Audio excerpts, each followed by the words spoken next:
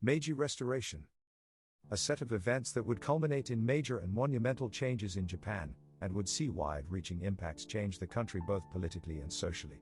A period that would also come to see a rapid expansion of Japan's industry and an increasingly Western influence.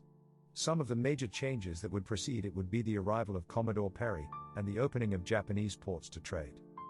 We will explore these events with a wider context in mind, looking at the local factors that would lead to the changes, and the part Meiji oligarchs played in the decline of the Tokugawa shogunate and the restoration of power to the emperor, as well as the political reforms that would come to exist during the era, and how Japan would come to adapt to the changes.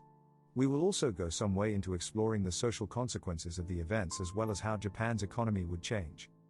In the videos, some time will also be taken to dive deep into the events from different perspectives and look at the implications for the world that the Meiji Restoration would have.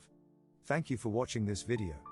If you enjoyed the video, please take the time to like, share and subscribe. See you in the next series of videos.